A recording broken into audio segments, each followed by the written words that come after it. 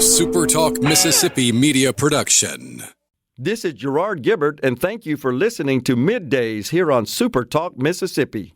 This show was previously recorded. MidDays with Gerard Gibert is on the air. MidDays with Gerard Gibert is powered by C-Spire. Power your home or business with C-Spire Fiber. To learn more, visit supertalk.fm/C-Spire. C-Spire Fiber powers SuperTalk Mississippi.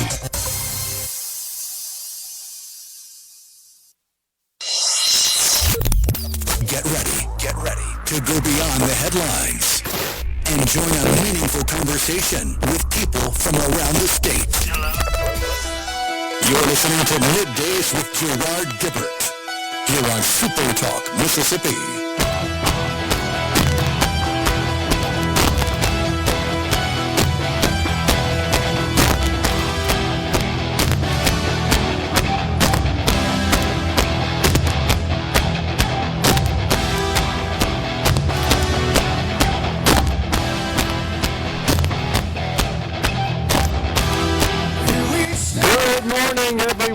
And welcome to MidDays, SuperTalk Mississippi. I'm your host, Gerard Gibert, along with Rhino in the Element Wealth Studio, guiding you through the middle of your day with facts, fodder, and fine music on this Friday Eve. All right, what AI bubble. Man, oh man, how about NVIDIA? I just didn't expect that. Although, I will say, yesterday, Thomas and Greenwood asked me, you probably saw that text, Rhino, what I thought NVIDIA's quarterly report was going to look like. And I said I thought it was going to be a blowout quarter and that their guidance, which is really what the markets focus on, what are they going to do in the future? What does the opportunity pipeline look like, sales, etc.? I said I thought that was also going to be quite strong. Turns out that was the case.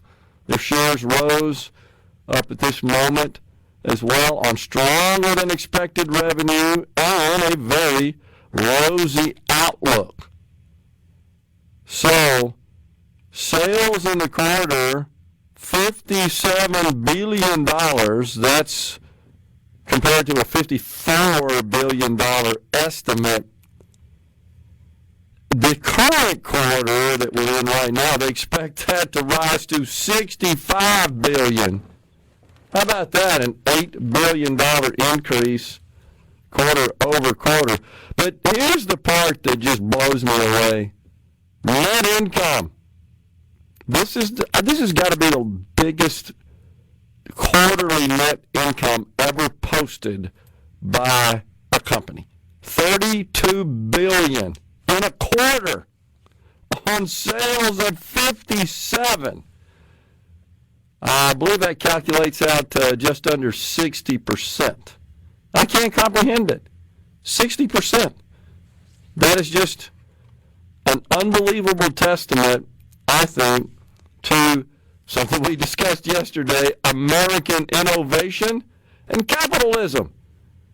Liz Warren's got to be hyperventilating over the amount of profit this company made in the quarter.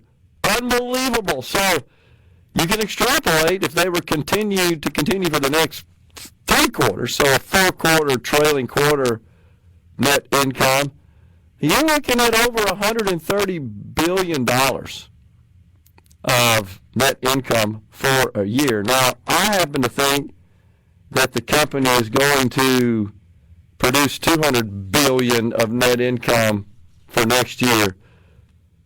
And I know that the cost of health care is currently on everybody's mind, as it should be, because it's going through the roof. Cost of insurance, out of control, becoming unaffordable for many. Average price of reporting. Yeah, it's been headed in that direction. It's been that way, but there doesn't seem to be any sign of slowdown in the trajectory, right? So, thanks, Obama. Yeah, $27,000, the average family premium in this country. $27,000 a year. I can't comprehend that, how crazy that is. That's where we are. But I know we like to to tar and feather the insurance companies, those people who sell the coverage. And I certainly don't defend them whatsoever. But just looking at NVIDIA making $32 billion in a quarter, you take the top 7 insurers, and their net profit was about $40 for the year combined. Something else has got to give. I think the key, maybe more than anything, is to introduce some transparency, not so much into health insurance, but the cost of health care. You know this. You could, if you checked around, say, local hospitals, you find situations where the same procedure is a tenth of what it is down the street. And there's no rhyme or reason to that. It's almost as kooky as shopping for airline tickets. I mean, if that doesn't defy all logic, I don't know what does. So I think that's what we need. And the other thing that, with respect to the marketplaces, the subsidies, the issue that was at the core of the government shutdown, those enhanced subsidies enacted under the Biden administration, scheduled to expire at the end of the year. Republicans have said, yeah, with a handshake, we're going to talk about that in December. I don't know if that happens.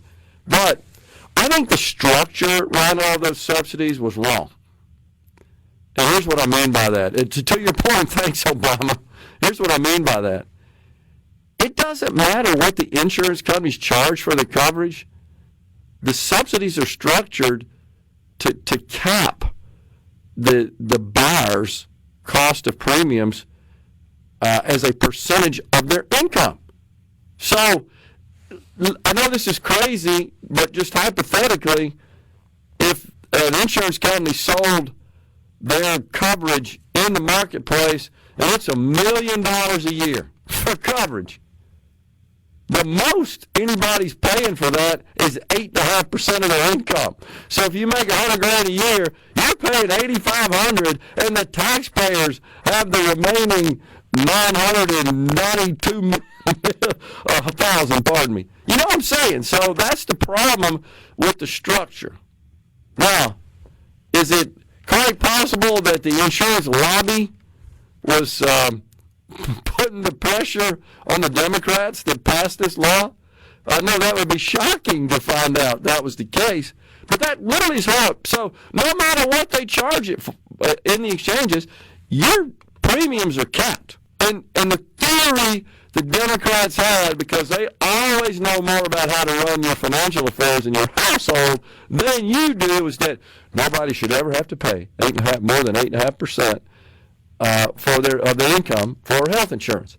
And it starts, by the way, at the original law at 2%, and then it scales up to 8.5% with about 4 ranges of incomes from 100 to 150, 150 to 200 of the percent of the poverty level. And then the enhancements came along and just kind of shifted all those up, if you will, on the grid, on the scale, so that the 100 to 150 was 0, 150 to 200 was 2%. In other words, 2% of your income. And that's why you see people say, well, I'm paying $20 a month now, and it goes to $50, I'm out. Literally, there are people saying that. Pay no mind to the fact that the taxpayers are picking up. You're picking up 20, and they're picking up 1,000. Literally, that's how it works. What a dumb design that was. And so that suppresses competition, and it, at a minimum, produces complacency among the insurance companies, because they know it doesn't really matter what we stick that in the exchange for. The maximum anybody's going to have to pay. And they're going to pretty much in any industry, any business whatsoever, if they see a sizable enough portion of their bottom line coming from tax dollars, from the government, from your pocketbook, from your hard-earned labor, they get lazy and complacent. And that's a problem. And it's particularly a problem here in that it's a shared model between the policyholder, the buyer of the coverage, and the taxpayer. That literally is how it works, how it's funded. And the structure of the most you'll ever have to pay. So I really think that some reform, really modest reforms, we should peg these subsidies to low-cost benchmark plans, and I think that would reduce a lot of the overspending rather than have these three levels, and it's so convoluted and complicated. The average person can't figure it out, honestly. So peg that to the low cost, and that would eliminate this zero premium gaming. And what I mean by that, you know what they do? They come in and say, okay, well, we're going to give you zero premiums for this level of coverage, but then we're going to have these amount of deductibles to offset that. And there's just a lot of number manipulation that goes on in that process. It's just a terrible design that needs to be rethought and almost restructured. like it was designed to kill the current system to usher in government health care. And I want to be clear, you got to allow the insurance companies to make a profit if you don't want government health care. You can't have some both there. But we got to fix the way it works. We're coming right back in the Element Wealth studio. We got Leah Long at 10:35 with the NFIB.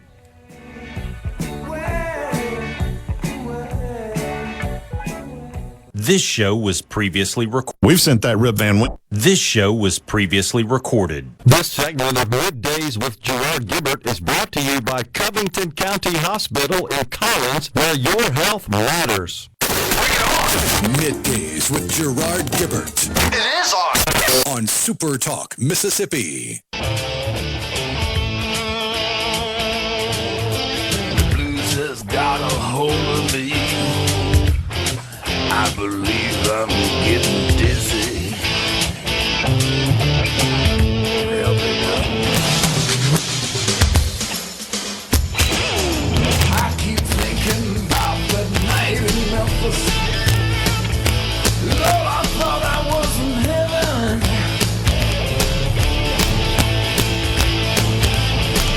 I keep thinking about the night. So, just recapping NVIDIA here, you know that I said yesterday when we were on the air that how their report goes after the bell, which was after the show yesterday, is going to dictate the trajectory of the market. Now it's off its highs today. The NASDAQ now down, up 250 points. It was up as much as 450. The Dow still hanging in there at almost 500 points when I checked it a second ago. So it's 325 now. Okay, so it's off its highs. Nonetheless, though, this is a welcome respite from the prior 4 days where we were down. The indexes were down 4 days in a row. So this blowout report indicates that we don't have a bubble. I mean, there was predictions, you know that, of this bubble driven by the explosion of technology stocks. They're getting too frothy, too expensive, and man, one little hiccup, I do think, would have sent the markets downward precipitously. But Jensen Wong comes out and says, nope, we got 500 billion of orders waiting. That's just amazing. But having a $32 billion quarter. Walmart, by the way, made about $18 billion last year. And NVIDIA made $32 billion in one quarter. It's just incredible. And, of course, that's driving all the other technology stocks up as well. So I think that we're going to see the tax cuts, deregulation, and the settling of the tariff issue all start to come into play about mid-year next year. And I think we're going to see just strong economic growth and performance. The only thing that could screw that up is the government, of course. But I think we're in the clear at least until the midterms. And the Atlanta Fed now is predicting a 4% GDP for the quarter. That's unheard of. That's hearkening back to the Reagan days when we had massive economic growth as a result of cutting taxes and regulations. So this is good news for Americans. Now, of course, what Americans want is to see the cost of living contained. Sure, that's what they want. So this idea of affordability is now the new buzzword, affordability. And here's what I would caution. I think, Rhino, to a great extent, what people are looking for is a return to the price environment pre-COVID, 2019. That's not going to happen. But wages aren't returning to 2019 either. So reports we have now do indicate wages are outpacing inflation, because inflation is, generally speaking, it's still there, but it's in check. So we can expect continued inflation, but at a very small rate. What got us all upset was in 22, Biden, in his defiant way, passes in 21, actually, the American Rescue Plan. We didn't need a rescue, but you had to pour fuel on the fire there, and that ignited inflation. And in 22, it was 9%. You remember that distinctly. And the worst part was your wages weren't keeping up with that.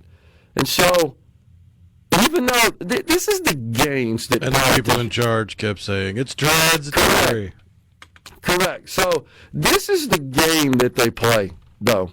I've seen it among the Biden loyalists. It is true that in the last year of his presidency, in 24, for the year that wages did outpace slightly inflation, the CPI. So so-called real wages were positive. In other words, you had more money to spend relative to the amount that stuff was going up in price. However, what they want, the Joe Biden is just seeing real wages go up. Right, for one of the 4 years. What they won't discuss in an honest, transparent, and open way. I know you're shocked that politicians wouldn't be totally forthcoming and would shape the narrative to suit their political purposes, which I just detest, by the way. They won't tell you about the whole 4 years. No, over the 4 years, real wages declined under Biden. In other words, inflation clearly outpaced the amount of money you had to spend.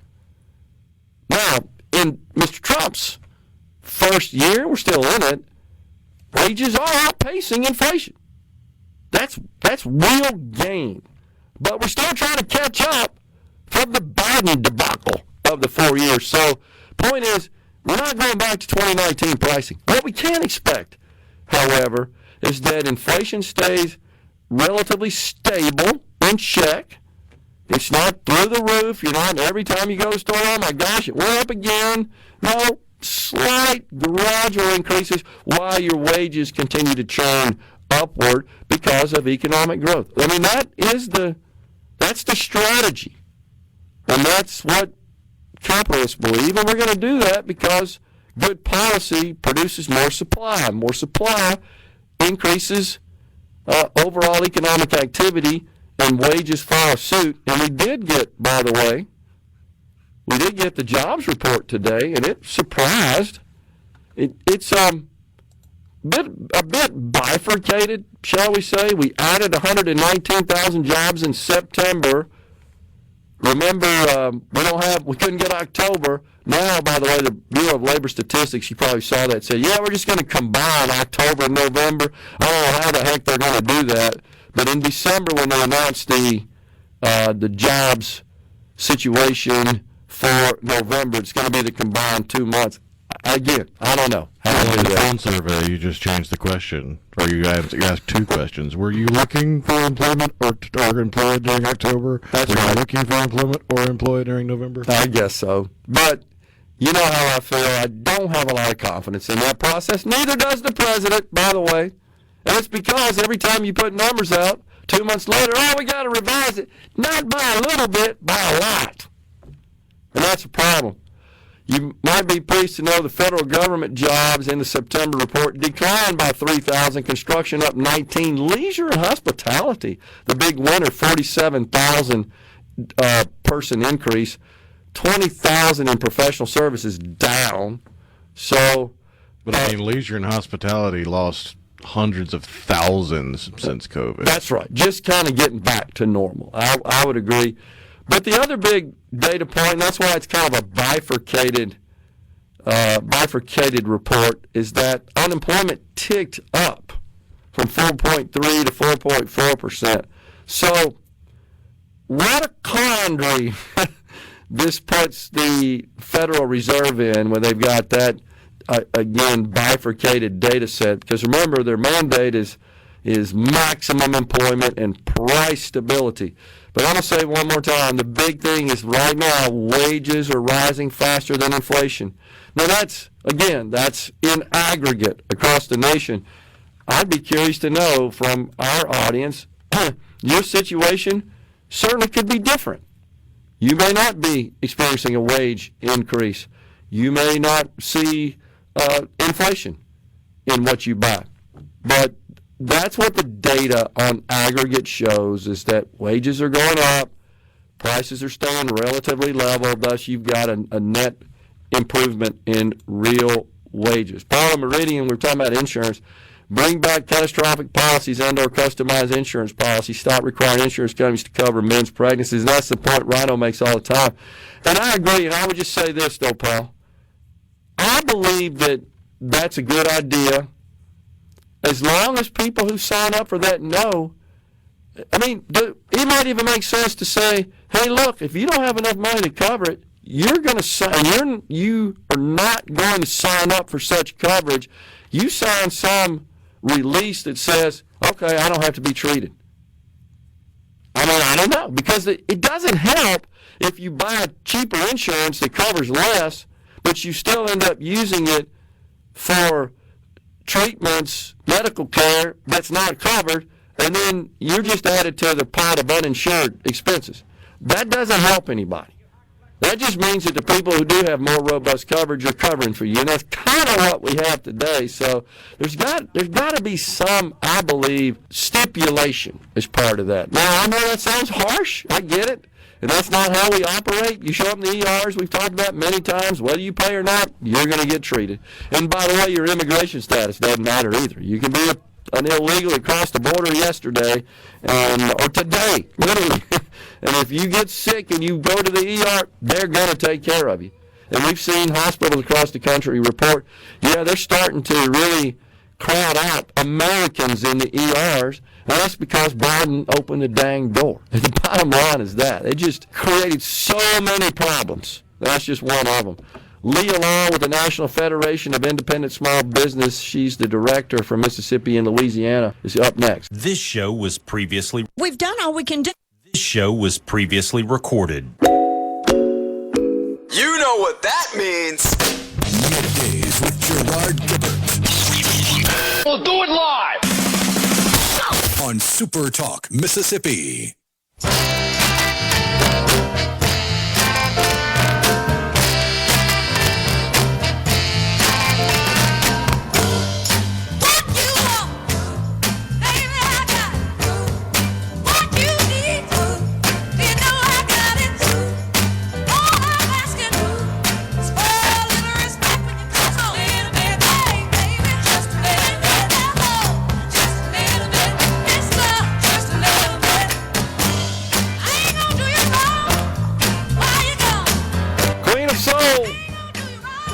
Welcome back, everyone. It's Middays from the Element Wealth Studio. It's Leah Long with the National Federation of Independent Small Business, serves as the director for that organization for Mississippi and Louisiana. Hey, Leah.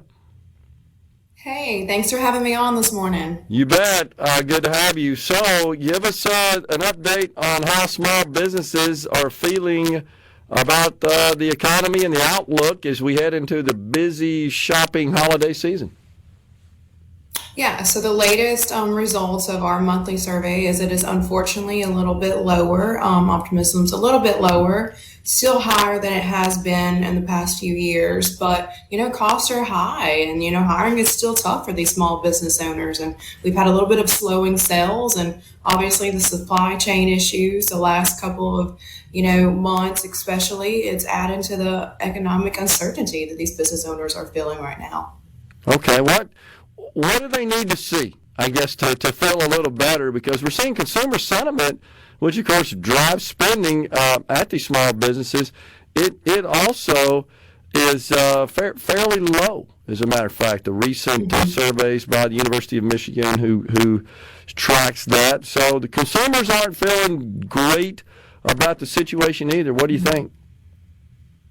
I think it's just a balancing act between the consumers, the business owners, and, like I said, everything that's been going on in the economy. And, we talk about hiring on here all the time, which I know Governor Reeves put out that, hey, one of his biggest things for 2027 is workforce development in the state of Mississippi. And so right now, 27% of small business owners report that labor quality and hiring is one of their biggest issues. And so, you have the jobs, but you got to have the people to work there. You got to have people to go to work to be able to spend the money so they can invest back in Mississippi. And I think that's something that we've got to focus on in 2026 and 2027 for sure. Leah, what are they saying about the cost of labor? Cost of labor, everything's getting more expensive. We talk about that. It's just everything is, super high right now. You still have business owners dealing with inflation. That didn't change overnight. You're still doing that. Supply chain issues, things have got more expensive to get. And so the cost of labor to hire and employ people are more expensive now. And it's a balancing act toward the end. When things are more expensive, does that small business owner eat the cost of that, or do they pass it on to consumers, which obviously affects consumer spending? Sure. The one thing they do have some clarity about, you and I have talked about before, is the tax environment. So fortunately, we got the Trump tax cuts that were passed in 2017 extended, made permanent, especially for the pass-through deduction, as you know, for I suspect that many of your members take advantage of. That was a big thing. That was critical. Their tax bill would have gone up by as much as 20%. Which is significant, yes, had that not been extended. Absolutely. That was a huge win with this administration and, added to more, future planning for these business owners. Like you said, it would affect every small business owner. A lot of that could take a small business owner out. 20% tax hike, that's crazy. Yeah. And so, we're thankful for that. We're thankful that it got signed and that did, move forward. And we always love opportunities like that. And so, obviously, Mississippi's lowered their personal income tax rate and continues to do that. I love doing Louisiana and Mississippi. It's a competition every legislative session. Who's going to do what? And so, I think as Mississippi continues to make it more business friendly, it's going to be a better environment for these small business owners also. Yeah, totally agree. Now, are there any other policies that your members are in particular interested in that, let's talk about the state of Mississippi, of course, that's our audience. You've probably been made aware of the legislative priorities that our speaker, our lieutenant governor, our governor, those are the three key leaders in the lawmaking process, have espoused for the coming 26th session. Anything you guys are watching there? We just obviously continue to watch, the overreach of, mandates on business owners. So we try to, keep involved in that and make sure it's not too tough for these business owners. But like I said, workforce development is going to be a huge thing. And we talk about insurance, we talk about the cost of health insurance, and, that's a battle that they're fighting all over the country. So anywhere that we can lower those insurance costs for business owners is going to be great too. And, moving into holiday session, of course, we start January 6th in Mississippi, so it'll be here before we know it. But, we're coming up on the holiday season, and that's a huge season for small business owners. And so I always love to throw in that 67 cents of every dollar that you spend in a small business stays in that community. Mm-hmm. And so I always love to throw the number that 47% of the workforce in Mississippi is employed by small business owners. Yeah. So remember that. So, absolutely. So, with respect to health insurance, that's been something that's gotten a lot of attention on the national landscape with the shutdown of the government and so forth. Do your members have kind of a position on that? Do most of your members offer group coverage to their employees? If they've got fewer, as you know, than 50 employees, they're not compelled by government to do so. If they're able to, some do or some don't. It's just business, individually how they do it. And that adds to, finding a qualified worker. Yeah. You want to offer a great compensation package and benefits to your employees, but it always takes a lot of capital if you are hiring in a small business because you don't usually have an HR team available. If it's 10 or less employees, you're sitting there training that person and investing your own capital into that employee, and you hope that they stay. So, as a small business owner, you want to offer your employees the best benefits that you can based on, your profits and loss ratio. Yeah. It is the issue with the employment, which I think every time you come on, of course, that's a major issue, and it's a major issue across the country. Seems to be more so for small businesses than it does many of the bigger corporations. Heck, many of them are shedding employees right now.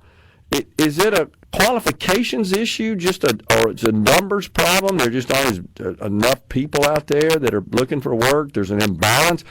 All the above.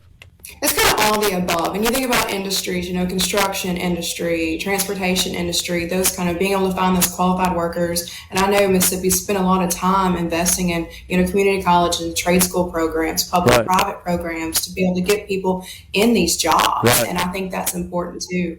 And, whether you're in a big company or not, sometimes, those contract jobs that are in a big plant or in a big shipbuilding plant might be an independent contractor that's using their business for that. So they've got to have those employees too. Yeah, that's absolutely true. What about, we've talked about state. We've done a good job, I think, in the state of Mississippi. We're phasing out the income tax. I feel like we have a fairly business-friendly regulatory environment. Anything along those lines your members talk about they'd like to see perhaps relaxed? I know the permitting process in Mississippi, I think we still got some work to do there in certain industries. Yeah, definitely the permitting process is something I would love to see kind of reformed and revised, make it easier if people want to go to work and build something and do that. We should be able to let them do that. It does add to the economy in Mississippi. So I would love to see a little bit of reform done on that in this next session for sure. Okay. A couple of high-profile matters we're going to be watching in Mississippi are the issue of education freedom, school choice. Our Speaker of the House has said that's a top priority. It is his top priority. Do your members talk about that? Do they have a position? We don't necessarily engage the members on, school choice and education, but, Okay. it always comes down to education in the community. You keep your people there. And so I think it all kind of plays hand in hand. But Yeah. we never fully engage their position on it. Okay. We have the issue of mobile sports betting that I think is going to come up again here in Mississippi. Any particular position there from your members? No, we don't have a position on that. It's kind of each their own on that. Okay. What is your group lobbying for these days at the federal level? What do you need for small businesses? So the beneficial ownership, we've talked about that a lot.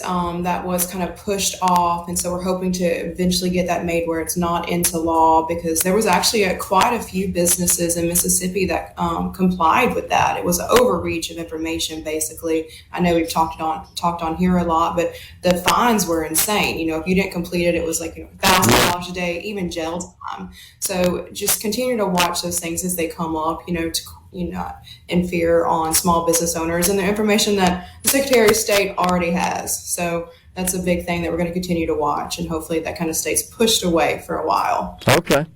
The midterms coming up in about a year. Do you guys have some thoughts, concerns, desires there at this point? I mean, we obviously want to continue on the federal level to make sure that it stays as business friendly as possible. And so we'll continue to engage in that when it's necessary. And hopefully we continue to do well. I mean, the tax break, the 20% tax deduction was huge. So we're kind of staying on that high right now and thanking the federal people for that. And the immediate expensing is a big issue too, is it not, for your members?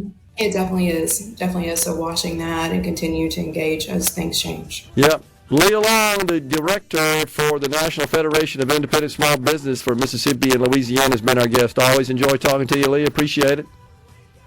Yes, thank you so much. We're coming right back from the Element Wealth studio. There is no other place I wanna be. Right here, right now, watching the world wake up.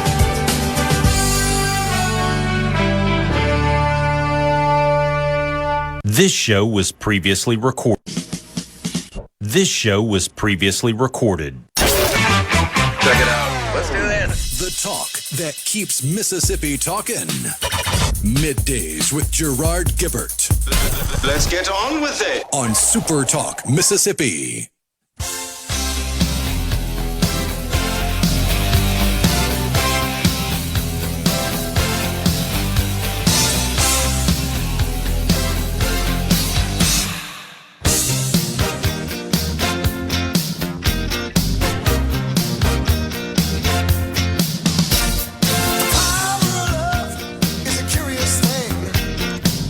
Welcome back, everyone. It is Middays from the Element Wealth Studio.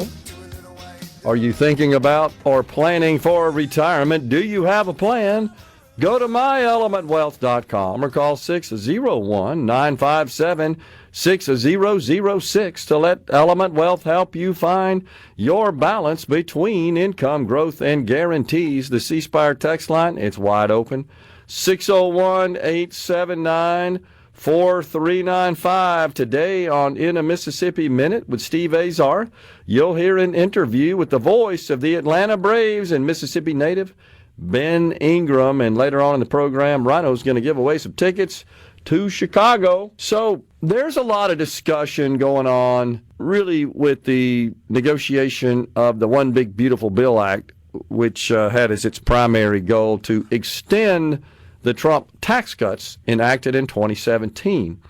But there were some reforms made to the various financial assistance programs. I'm going to be nice and refer to them thusly at the federal level. One of those is the SNAP program. Now, that's gotten a lot of attention lately because during the shutdown, the benefits were shut down as well. Couldn't get the money out. Now, the government's in the process of catching that up, so that really didn't endure for too terribly long. But, of course, one of the reforms in the One Big Beautiful Bill Act concerning SNAP dealt with work requirements. Now, there's some folks out there that are saying that, well, the One Big Beautiful Bill Act imposed work requirements to qualify for food stamps. Not true. That's always been a requirement. However, the work requirements were changed. So it's not true that up to this point there's been no work requirements to qualify for SNAP. What is happening, however, is that those work requirements previously applied to adults ages 18 through 54 and who were physically and mentally able and don't have dependents. That ain't a lot of people, honestly, when you look at the way the coverage is comprised in SNAP. But what happened is the age of 54 has been increased to 64, which is crazy. I don't know where they came up with the 54. I guess when that was created a long time ago, the thinking was, well, folks over 54, really, we can't ask them to work. Well, that's crazy these days. So that's just been, I would say, updated to reality. So now you got to work if you're between the ages of 55 and 64 and your income is below 130% of the federal poverty level. Those are the key requirements. And you don't have any dependents. You see where I'm going. And you don't, you're mentally and physically able. Then you got to work. Now, the other change is that if you have children younger than 14, you're exempt from the work requirement, but if they're older than 14, you're not. So that the age was increased. I think it used to be 8, if I'm not mistaken. And then it also repeals work exemptions, talking about the One Big Beautiful Bill Act, which reformed the SNAP program. Exemptions, in other words, the following groups of people were not required to work to qualify, and that's homeless individuals, veterans, and young adults aging out of foster care. I got to tell you, I didn't know they were exempt from the work requirement until I started digging into the One Big Beautiful Bill Act and noted the reforms that are contained within it. So, and then the other thing finally it did with respect to work requirements is limits the ability of states to waive work requirements in areas lacking jobs. Interesting. Now, to satisfy the work requirements, it's not exactly what you think. Doesn't mean you're showing up at a workplace every day and punching the clock or whatever the nature of the work is, using punching the clock as a metaphor, if you will. If you volunteer or participate in job training for at least 80 hours a month or work 80 hours a month, that's roughly 20 hours a week, then you satisfy the work requirement. I think we could have drafted even tighter reforms than we did. I don't think this is going to move the needle a lot. Some say yes, some 2 million won't qualify as a result of this. I'm not sure. But I wanted to point out we've always had work requirements. They've been reformed, and those work requirements mean if you volunteer, if you're in job training, if you can show that for 80 hours a month. And by the way, this notion of reapplying, you have to do that every 6 months now. So I don't know that changes anything. My concern is to not my problem people. We're coming right back after Fox News and Super Talk News with Congressman Michael Guest.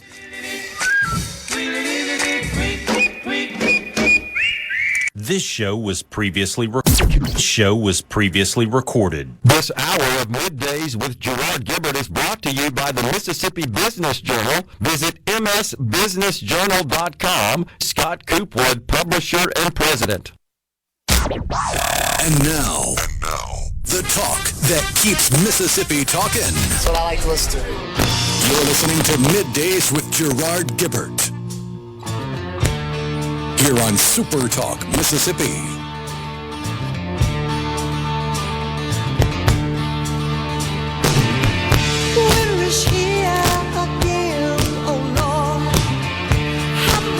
Welcome back, everyone. Hour 2 of Middays is now live from the Element Wealth Studio on this Friday Eve. All right, we're getting the Congressman set up. I think we're trying to get in touch with him, having some communications technical difficulties. In the meanwhile, while Rhino's taking care of that for us, on the C-Spire text line, the Democrats set the Republicans up so they look like the bad guys. I think that's, if I'm not mistaken, in reference to this expiration of the enhanced subsidies. Yeah, there's going to be some people, I've said that, when they get there, they're getting them out. Their notifications on the premiums, and they're seeing those go up. And it's probable that they're blaming Republicans for that because Democrats wanted to extend that, the enhanced subsidies, which keeps the premiums at the cost they were. Nobody likes to see anything go up. I mean, anytime they see the price go up, they want somebody to blame. They want a pound of flesh, no doubt. And I think the Democrats are going to use that effectively. I think it's the right policy to let those enhanced subsidies expire. But unfortunately, it's just really hard to claw back welfare. It just is. And when you do it, you're the devil, no doubt. Let's see. On the C-Spire text line, I can guarantee you 75% of the people I see using food stamps are very capable of working. They also drive vehicles that are better than most. In my opinion, most food stamp beneficiaries are being catered to by Democrats such as Benny Thompson to keep his votes. They want people to be poor, and they thrive off being given free stuff, just like New York offer free stuff, get elected. There's no doubt that the program is fraught with misspending and misapplication of the rules. Okay, we got Congressman Michael Guest on with us. Hey, Congressman. Good morning, John. How are you today? Doing fantastic. Just sitting here talking about, as you probably heard, the SNAP program and Secretary Brooke Rollins of Agriculture requiring everyone to reapply. Of course, as you know, we have a process for that now. Every 6 months, you've got to recertify. I think the problem, however, is that the system itself just desperately needs modernizing, that the people who apply, most of the fraud, it's been determined it is the result of just being dishonest about their income, their work situation, all the other qualifications. This is just a hard one, and I think we need better systems to really help determine that folks who are enrolled and receiving those benefits are truly eligible. I agree completely. We need enhanced verification to make sure that we are servicing the people who truly deserve those benefits, but we're stopping the waste, fraud, and abuse. Congress has also sought to put in place some work requirements that would go into place in 2027. And I think the other component of that, Gerard, part is when we do identify particularly fraud, people who are fleecing the system. I think it's important that those individuals be prosecuted. I'm not talking about people who may have believed that they received the benefits, but we know that there are people who do not qualify. They know that they don't qualify, but they continue to receive those benefits. And until they see that there's a consequence to that, we're going to have people that are going to take advantage of the charity of the American people, and they are going to fleece the taxpayers of the United States. Yeah, and as you know, they're supposed to submit all that information online, medical expenses, proof of income, citizenship, and so forth, and then they're supposed to submit to an interview by someone that is working in the SNAP program at the state level, and then it takes on average about 30 days for a decision to be made. They actually complete what's called an eligibility interview, and then the state verifies. But I think it's pretty difficult to figure out whether or not all that information is accurate. Income and where you live and medical expenses and ability to work and then to prove you're working or satisfying the community service requirement, full-time student, etc. These programs I think they need some revamping just to make sure that we're only sending benefits out to people who truly qualify. Yeah, and I agree. And this is something, Gerard, that particularly is you have some expertise in is, what can we do to make sure that, one, all of these systems, these databases are communicating with one another so that the information that is collected by SNAP, that can be compared to other information as far as wages and earnings and things of that nature. And then how can we utilize AI to help us identify potential areas of abuse and fraud?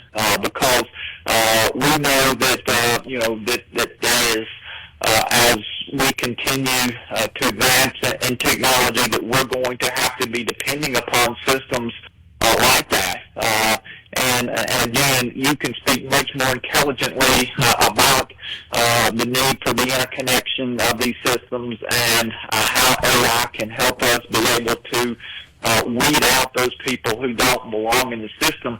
But that's something, that I think is very important. I think many of us, when we saw that SNAP benefits were going to be reduced, we saw videos posted online of individuals who, at least some of the videos that I saw, would indicate to me that some of these individuals were gaming the system, that some of these individuals, they were showing up driving a nicer vehicle than I was, using SNAP benefits to go out and to purchase groceries for their family.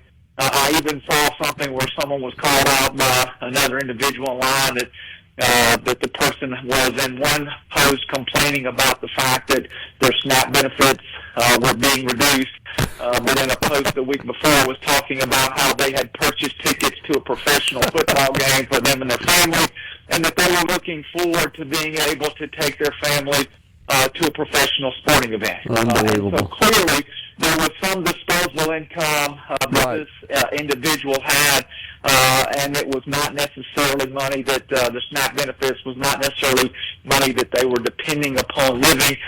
They were just using their personal income for things of leisure and pleasure versus actually paying for the needed expenses of those families. And so I do think that was one thing that we identified during the 6-week shutdown that the Democrats put us through, is that there is waste, there is fraud, there is abuse. We do need to make sure that people are re-registering, that we're collecting the proper information, and that we're doing a deep dive into that information because there is a great deal of abuse and fraud in that program, and that I think many of us recognize. You're totally right, and you're so right. We should be engaging technology more, and in particular now with AI. And I'm not so sure, Congressman, I don't want to put you on the spot here, but I start thinking about these programs, and you discussing a case where somebody's bragging about having tickets to a major sporting event, which you got to have some disposable income, as you note, to do that, but yet they're complaining about their SNAP benefits. That aggravates people a lot, and I know you hear that. But, maybe it's a situation where, hey, if we're going to give you these benefits, well, then we maybe need to have you forego some of your privacy. Like maybe we need to be able to know how they're spending their money in exchange for these benefits, because otherwise they just manipulate and game and honestly misrepresent and end up getting them. Yeah, no, I mean, again, anything that we can do to verify that the information that the government is receiving is accurate, anything that we can put in place to prevent waste, fraud, and abuse, I think is needed. I also think that as far as the SNAP benefits, that we should be able to place limits on those benefits as to what food products that they can purchase. Absolutely. We currently prohibit alcohol and tobacco products from being used. But if we're going to promote a healthy lifestyle, and if the federal government is going to be giving individuals money for which they can use to purchase groceries for their families, I'm all in favor of, hey, let's making sure that we are encouraging people to purchase healthy foods, fruits, vegetables, those things, dairy products, those things which are much healthier than, say, some of the processed foods, some of the sugary drinks, some of the candies and desserts that people sometimes use those funds for. And again, if you're making your own money and you want to spend your money on however you want to do that at the grocery store, if you want to go and purchase nothing but sugary drinks and sweets, if you're making that money, you should have that choice. But if we as the government, if we are giving money for people to have those, what really should be staples of their diet, then I think we should look at putting restrictions in place. We got a break right here. Can you hang on with us to talk some more? Yes, sir. Would love to. I love it. All right. We got Congressman Michael Guest coming right back. This show was previously recorded. Patriotism is... This show was previously recorded. Middays with Gerard Gibert. Welcome to our show. On SuperTalk Mississippi. Okay, now you have a good one.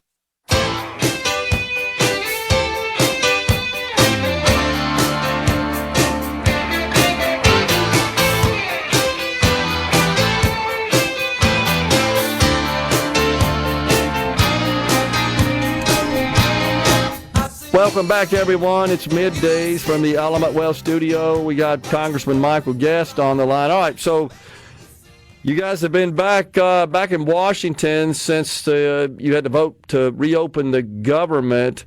What's been going on since then? We know that the president signed off last night on the release of the Epstein files.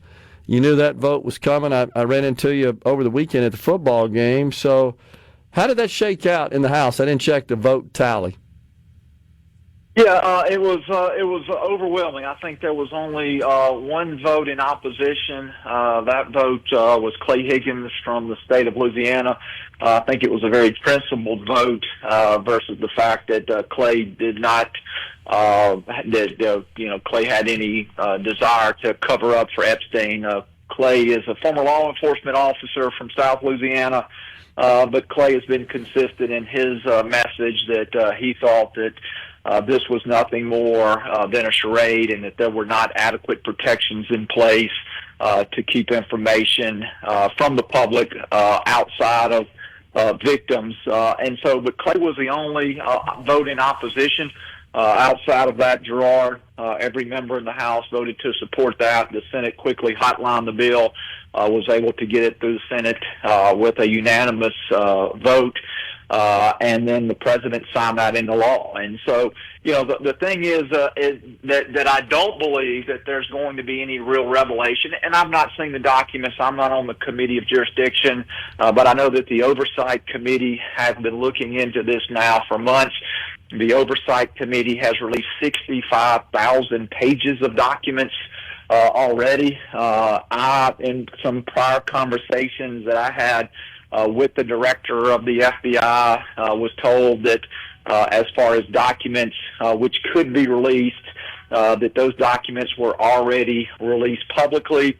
The only documents that the FBI director was aware of that had not been released were documents pursuant to grand jury subpoenas, and those would require the federal court to allow those documents to be released. But it was an overwhelming vote to release those documents. We will see if there was anything that comes out as those documents begin to be released over the next several weeks. But I would be surprised if there's any new revelation. But the good thing is, look, this issue's now been resolved. Whatever documents do exist will be released into the public domain, and we won't have, these ongoing conspiracy theories about whose name may be mentioned in the documents, not mentioned. This will all be put to rest, and we can get back to doing the important work of governing for the American people. Agree. Yeah. It's I think gotten too much attention, honestly, and just need to move forward and work on the business for the people, as you indicate. So, what's on the legislative calendar at this point, Congressman? What is the Speaker saying he wants to take up? The main focus that we're going to see between now and the end of the year, and I guess to the end of January, is the appropriations bills. And so as part of the agreement to reopen the government, 3 of the 12 appropriations bills were actually passed. And so every year, Congress must pass 12 individual spending bills to fund the government in its entirety. And so 3 of those were passed as part of the agreement to reopen the government. The appropriators in the House and Senate are working to try to see if we can come to agreement between the two bodies for the additional 9 spending bills, which we need to get across the finish line as quickly as possible. I am optimistic that before we go home for Christmas, that we will have 3 or 4 additional spending bills that we have been able to get to the House and the Senate floor, and hopefully onto the President's desk. So then when we return in January, we'll have probably 3 or 4 bills left to take up. But that is the main focus going forward. Now, that's not to say that is the only focus. This week we are also taking up legislation as it relates to D.C. crime. We're also taking up legislation as it relates to energy policy, as far as being able to open up additional areas for exploration, drilling, and production. And so we are working on several things kind of simultaneously. One of the things that I'm working on since I've been back is working with the department, or the Committee on Homeland Security, particularly the Border Subcommittee, which I chair. We're wanting to roll out legislation, hopefully first of the year, codifying some of the changes that President Trump has made that has been such a huge success to our border security, closing the border and preventing the flow that we saw under the Biden-Harris administration. The President has done an amazing job with that, but now we need to look at codifying those changes so that when there comes a day when President Trump is not in office, that the next president can't go back to the failed policies of the prior administration. Okay. Well, that sounds like that's a pretty busy deal, because that's going to be an involved set of negotiations and deliberation just to get through that, because historically we really hadn't been able to get agreement, certainly in the Senate. You guys could agree in the House where you just need a simple majority, but you got to go over to the Senate and get some Democrats to peel off, as they finally did with the continuing resolution. Sure would be nice to get back to the regular order process of funding government. It would be, and that's something that Mike Johnson has pledged to do. Is something that we have really been unable to do for the last couple of terms of Congress, and that we will either pass continuing resolutions to fund the government, or we will pass large omnibus spending bills where all the bills are put forth together, and you have to vote up or down on every individual, on all the bills as a whole, instead of being able to vote on the bills individually. And so we're seeking to return to that sense of regular order. We hope that now that the Democrats have had the shutdown and they have seen the impact the shutdown has on the American people, that we won't be right back in this same situation at the end of January. So we're going to take full advantage of the 2 months that we have to try to get as much done as possible and try to avoid future government shutdowns going forward. Yeah. So I've got a question here on our text line asking if there is anything working in the House concerning our farmers. The farmers in the state of Mississippi are under enormous pressure. We had State Senator Andy Berry from the Beef Council on yesterday talking about the plight of the industry. Anything you guys are working on there?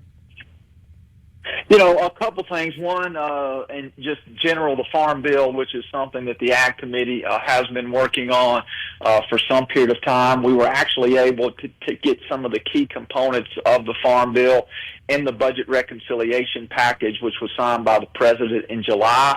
The President and the Secretary of Agriculture have both spoken about the possibility of using some of the tariff revenue to provide some additional payments to our farmers. Because, if you look at where we are, and of course we know that agriculture is the number one industry in our state, and if I'm remembering my numbers correct, almost 20% of our workforce is either directly or indirectly employed in the agriculture industry. So it has a huge impact on our state. We know that input costs are up. The cost of pretty much everything except fertilizer has gone up pretty dramatically since COVID. And commodity costs, the costs that the farmers are able to get once their products are brought to market, those costs have remained flat. So input costs up. The total amount that they return or that they see once their product is sold is flat. And it has put our farmers really across our state.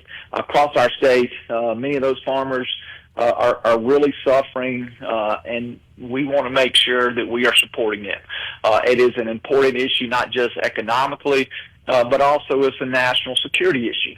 We do not want to become dependent on any foreign nation to provide our food to the people of the United States. And so I think the President understands that, and I think he's looking at a way to send more money back to our farmers. Okay. Well, I know that is you're right. It's a big issue here in the state of Mississippi because it's a little over a third of our total state's GDP, and of course it does employ a large number of Mississippians, the agricultural industry, and many of them are facing some serious financial headwinds, just a number of factors. So I think they will be glad to know that the Congress is aware and working on that. But as always, we appreciate you joining us, Congressman Michael Guest. Appreciate it, man. Thanks, Gerard. Yep, we're coming right back in the Element Wealth studio.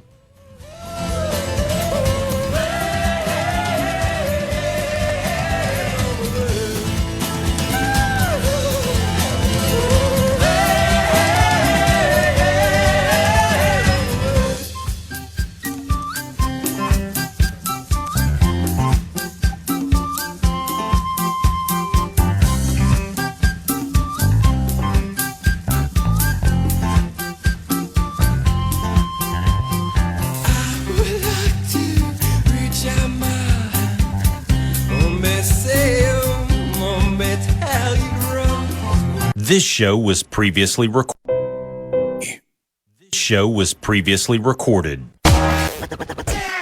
Properly set all controls before recording. All systems go. The talk that keeps Mississippi talking. Middays with Gerard Gibert on SuperTalk Mississippi.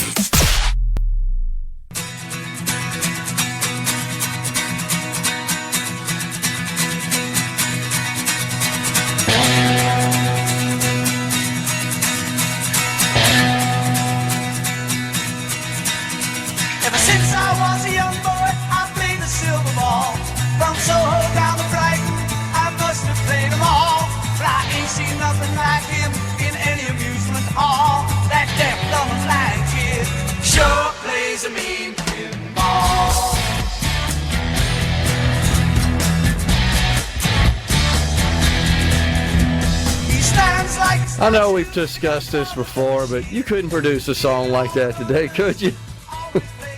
Well, in no small part to the fact that the younger generation's like, what's pinball? That's true. I hadn't thought about that. Man, I'll have to admit, back when I worked in the old bowling center, I think I talked about that. That's a big part, of course, of bowling facilities was to have the quarter games. I think they went from a nickel to a dime to a quarter eventually. But pinball machines, foosball machines, other kinds of little gaming machines. Before you could do that at home, right? Oh, yeah. So Space Invaders, Pac-Man. Who could forget that? I was actually a champion on Tank. Remember that one?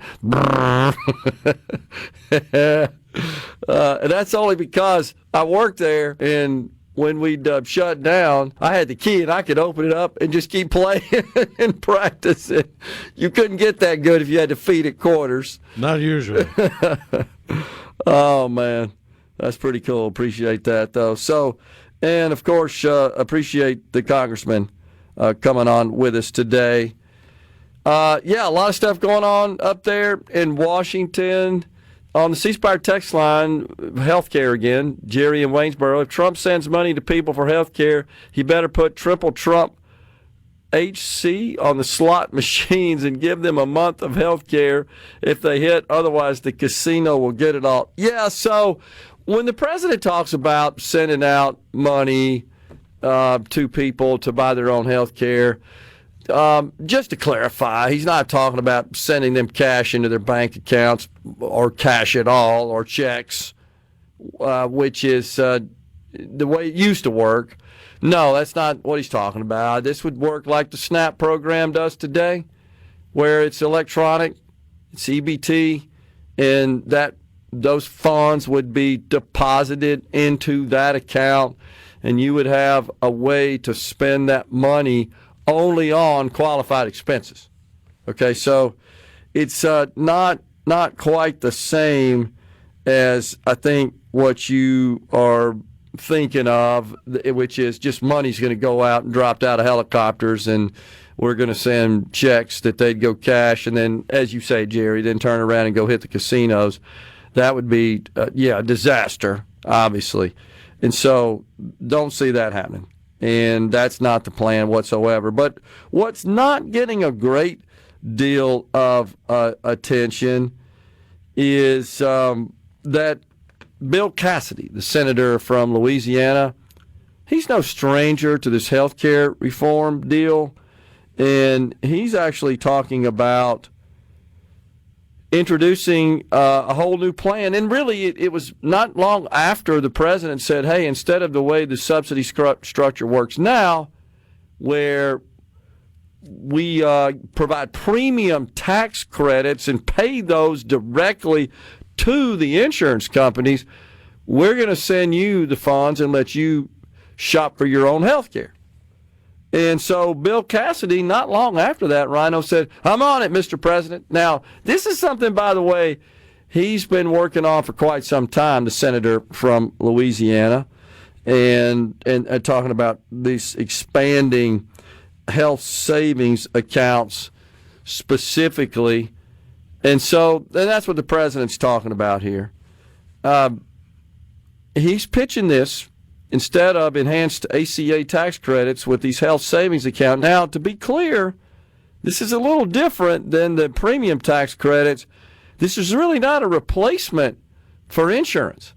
The health savings accounts that Senator Cassidy would propose would allow those to get this prepaid HSC, funded in part by the lapsed tax credits, he says. And you couldn't use those to pay for monthly premiums, but you could use them to pay for out-of-pocket health care expenses, co-pays, deductibles, co-insurance. So if you had a serious situation that required a lot of money that to pay for that exceeded the amount of your HSA, you wouldn't have insurance for that. You'd have to figure something else out. So I'm not really sure what the plan is. I don't see this as a replacement to full-blown insurance. I'm not opposing it.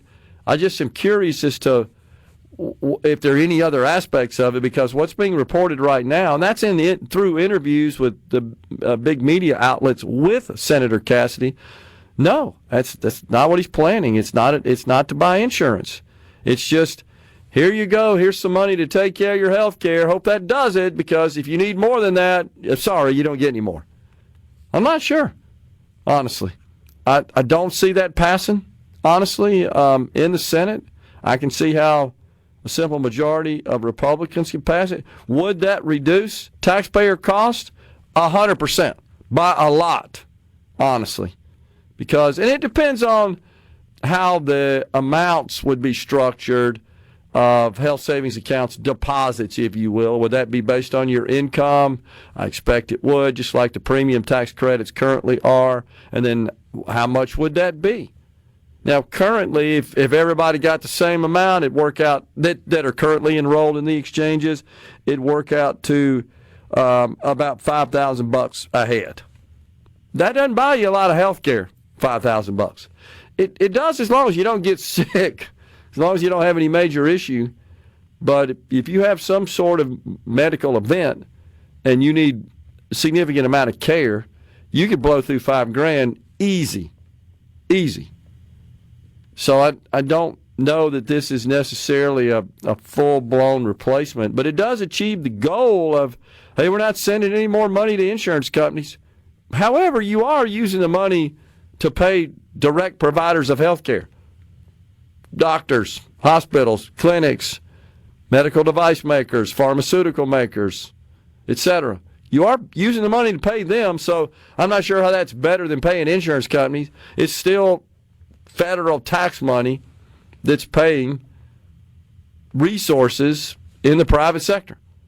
I don't see that really changing the dynamic too terribly much. But I hear you, Jerry. We certainly don't want, and that's not what the president's proposing, to put your mind at ease there, just sending out debit cards that you could use for anything, or checks certainly that you could use for anything. And I caught the other day that Secretary of Agriculture, I think, made a little mistake. I'm not trying to be critical here, but just a clarification. I think she meant it more as a metaphor that, instead of sending checks out for SNAP, which we don't do, we don't send checks out for SNAP. You know that. We just send electronic cards out, if you will, and they have funds on them. But there's a huge fraud industry in SNAP.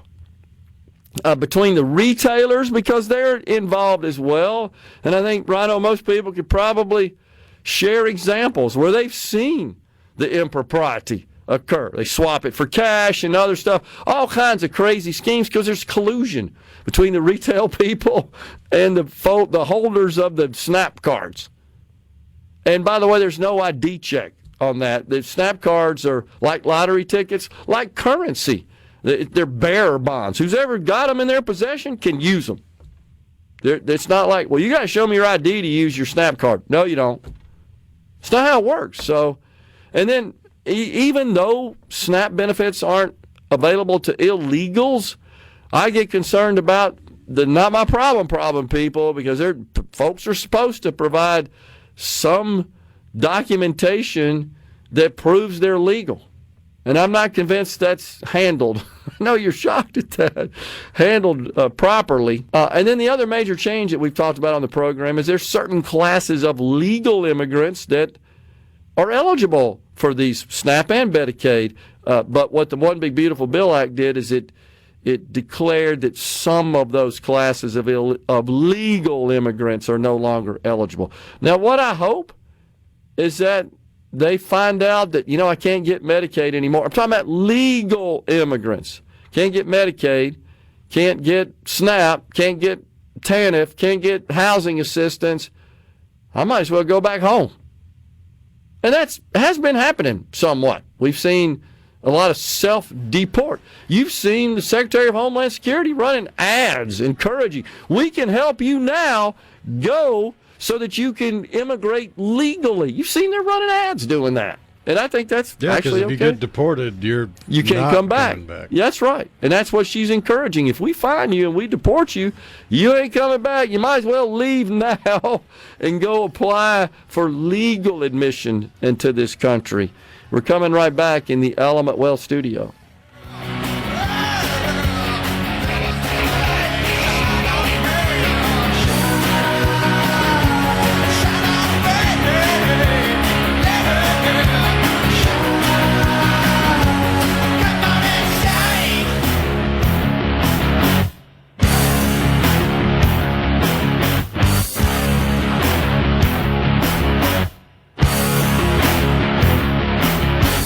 This show was This show was previously recorded. The talk that keeps Mississippi talking. We're rolling. Hit it. Go. Play it. Middays with Gerard Gibert on SuperTalk Mississippi.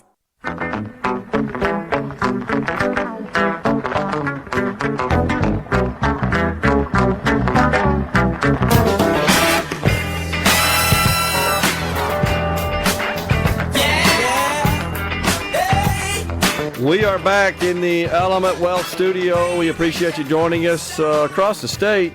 Probably heard on our news during the breaks that Amazon Web Services made a major announcement today. Earlier today, a major investment in Warren County. I think, what was the price tag? $3 billion for data center facilities over there. We've already got Entergy investing significant amount of money in Warren County as well to boost electricity output to accommodate. Yeah, at least $3 billion. At least $3 billion. Yeah, if it works out anything the way the announcement in Madison did, you can expect that to be more. And by the way, I have learned, and this is not confidential information, but I think 4 or 5 of the data center buildings of the total 16 in this phase 1 of Amazon Web Services in Madison County will be on the books for tax purposes for the entirety of 2026. They're going to be spun up in production. That is amazing how quick they were able to do that. By the end of the year is the prediction. So good stuff there. Also, Rhino, I know you saw the story. Our governor is the vice chairman, I believe, of the Republican Governors Association. He was elected to that. Congratulations to Governor Tate Reeves in that honor and distinction. I think the governor of Montana, if I'm not mistaken, was elected the chairman. I think it's chairman and vice chairman of that group as far as the titles are concerned. So that's good news for our governor. Being at the top of the heap there, or certainly second in the org chart, in the hierarchy of all the Republican governors. Yeah, it's chair and vice chair. Chair and vice chair. Okay, great. So DW Madison says, is there any conversation regarding pricing on SNAP-eligible items? There are many stores that are grossly inflating prices on those items. I'm not sure how you would determine that, DW. How do you determine that these items are inflated? I mean, what should they be? I mean, I'm not saying that you're wrong, that that's not happening. And as Rhino likes to point out, anytime you got government injecting money into anything in the economy, yeah, there's a tendency to, oh, well, government's paying for that. It doesn't matter. But I'm not sure how we would determine that these eligible items are in fact inflated, because it's a bunch, right? It's not just like a handful as far as those which are eligible for the SNAP program. And our governor, of course, as you know, is seeking a waiver to prohibit the use of SNAP benefits on unhealthy foods, unhealthy SNAP foods, sugary drinks. I think that is a wise move. I think that makes sense. I really do believe that if the taxpayers are going to be on the hook for benefits for certain classes of people, that they ought to have a little bit more say about how you spend that money. I completely believe that. I think that's just reasonable. Especially if that input leads to a bad output of bad health, which is also paid for by tax dollars. That's completely right. They are linked 100%. Let's see here. Too bad we have Benny Thompson here in the Delta, so no one really wants to come in and invest. That's Brandon from Cleveland.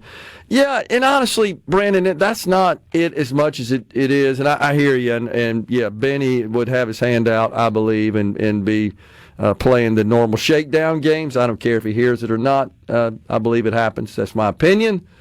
I've talked to too many people who've said, you can't come in unless you pay to play. You know that goes on big time. So it starts at the local level with respect to economic development. And the best thing Benny could do is stop championing life funded by taxpayers and championing life funded by your own work. And if you did that, I think you'd see more businesses say, yeah, I have an interest here, because the Delta's a great place, and there are a lot of great people. But it is true that Benny he stays in Congress, right, because of what he's able to pull down from Washington and inject into his district in a way that keeps him in office. And that's not necessarily, well, it's not. It's not in the best interest of the district, the citizens, or certainly the state of Mississippi. But it's in his best interest, right? And that's all that matters. So hopefully we can change that. Dan in Hattiesburg, we're talking about the video games. We used to play combat on the old Atari 2600 with the paddle controllers. Drove my mom nuts. If you know, you know. With the paddle controller? I don't remember. How would you use that paddle controller? Combat had to have the joystick. I did too. Maybe that's just because I was using a more updated version of Atari. Okay. But I thought Combat had to have the joystick. I seem to recall that as well. One of them had to have the joystick or it just wouldn't play. Tim from Tupelo says, Defender video game got all my quarters back in the day.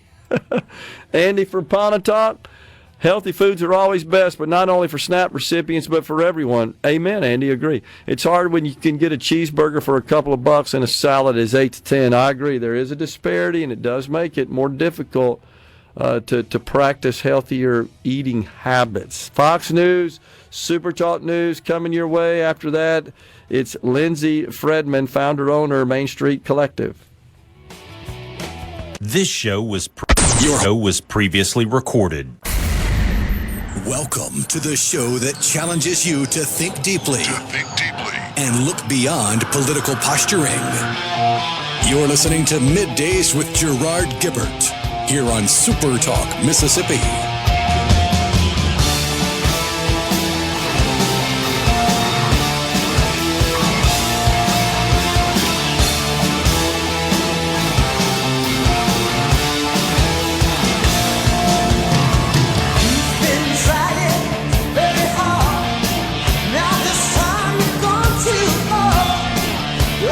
Welcome back, everyone, to Hour 3, the afternoon portion of Middays. We're live from the Element Wealth Studio on this Friday Eve. We welcome now Lindsay Fredman, founder, owner, Main Street Collective. Hey, Lindsay. Hello. Thanks so much for having me on today. All right, so tell us about the Main Street Collective. So we are Mississippi's handmade community on Main Street. So we're an alternative for handmade businesses in Mississippi to having their own website, to going on Etsy. Only Mississippi makers are allowed on the site, and we advertise nationwide. We handle all the tech, all of the search engine optimization, all of those major barriers for small handmade makers. We handle and push them out nationwide.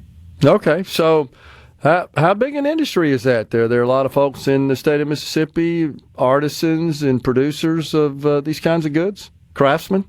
Absolutely. Absolutely. There's about 75,000 that are registered that we know of across the state of Mississippi.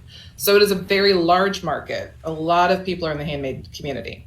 Okay. So in the state. What you're trying to do here is kind of give them all a common platform to sort of achieve the economies of scale, I guess, rather than trying to operate independently. Is that right? Absolutely. So it's kind of like going to the mall. Well, back in the 80s, right, when they were really popular, where if you go to one store, you might go there to JCPenney's, but on the way, you're passing by 5 others, right? And so you get seen, you get common exposure. It's that ecosystem that we're trying to build. But really what we're trying to do is take away some of the tech headaches and barriers that small makers usually have. So in today's, e-commerce landscape, if you are not pushing large ad budgets, if you are not pushing social media, if you do not have a website that is really, really robust and high in the search engine rankings, you're simply not going to get seen. And so I go to a lot of vendor fairs, much to my husband's chagrin, because I spend a lot of money on the weekends at vendor markets. And I realized that a lot of folks, I'd say, hey, I ran out of money 5 minutes ago, but do you have a website or something I can go to? And what I found was that a lot of people might have a social media account. If they did have a website, it wasn't very user-friendly. And there's really no way for me to follow up with them later on. So Main Street Collective is really designed for those makers who don't want to deal with the tech headaches, who don't want to have to deal with building a website, maintaining a website, figuring out what search engine optimization is, plus running all of their social media, plus actually making items. Okay. And we handle all that tech stuff for them. Interesting. Gotcha. Well, what do you got planned? Anything coming up for the holidays that you're going to focus on as part of this collective? Absolutely. So we have a few things going right now. Of course, our Black Friday already started. Like most people, it started earlier this month. And so we have a lot of specials across the website right now. A few of those, I just like to highlight that the handmade community is often seen as just, candles like this one from Simone and Company, or earrings and things like that. But there's so much more, and there's so many more unique artisans across the state. So on Main Street Collective, you're going to find blacksmiths. You're going to find leather workers. You are going to find, one of my favorites is Mr. Buddy Grayson, who's 82 years old, and he chops trees down in his backyard in Yazoo City, Mississippi, and he turns them into beautifully handcrafted birdhouses. And so not only are you going to find great products on our site, but you're going to find the stories behind the people, the makers of Mississippi, and what their value is that they bring to the community. And that's really what we want to put forward. So you'll find all of those things. And then helping us this year is Mississippi Mima, who is a big internet personality across Facebook. She actually decided to partner up with us this year for her holiday guide. And so she's doing a lot of featuring of Mississippi makers, Mississippi small businesses. And our push really this year is to try to get people to keep our dollars in the state, shop local, and shop Mississippi. And when you do it, hopefully you'll shop Mississippi online at Main Street. Got it. So why do you think there's so many craftsmen, artisans, just creative people in the state of Mississippi? We have a reputation for that across a spectrum of the arts, but this is no different. I think it's probably the heat and the water, right? It's just in there. No, we're a very creative state. We have a lot of artisans. And I think part of it, so you'll find a lot of candle makers, a lot of soap makers. But a lot of times people get into these industries because they have a problem themselves that mass produced items aren't solving. Okay. So for example, Jessie, who owns Country Lather Soap Works, she would get out of the shower every time she took a shower and she was itchy. Always itchy. Her skin always itched. Yep. And someone finally told her that's not normal. And her mother started making her goat milk soap. And with that soap, she started using it and the itching went away. But she couldn't buy that in the stores. So she started making it. She was a bus driver out in Perkinston, Mississippi. And during COVID, she's out of work. And so her friends were like, hey, can I get some of that soap? Yep. And they encouraged her to go out and push it. So she got popular on TikTok. She's selling her soaps. And now she's one of TikTok's largest earners. She's done a great job. And her target audience is really making soap that cuts through grease, that is good, and really focuses on blue collar workers, right? You can smell good Very and have creative. your skin still feel good. Yeah. Yeah. That's cool. Very creative. So are these kinds of products being marketed across the world, the region, the state? What's the reach? So for us, we market nationwide, mostly because we've just started this year. And so we'll start dealing with tariffs and getting it internationally shipped later on next year. Yeah. But this year we market nationwide. In fact, we had 4 sales on the site just while I was waiting for this. We had about 4 sales to California and Oregon this morning. Wow. And that was of soaps and some fidget toys. So you're going to find a whole cross section of things on the site. But we do market and advertise nationwide. And we spend a lot of time and effort making sure that people's items can get found through Google searches. So if someone's out there tuned in and they have an interest in marketing their products, how do they do that?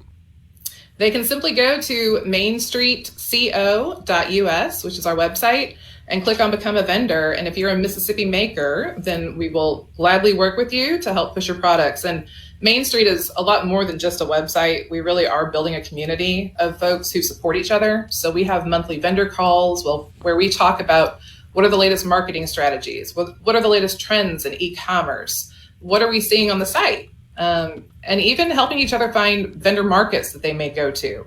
And we will provide free social media audits of their social media, help them learn how to market themselves and leverage social media to their benefit.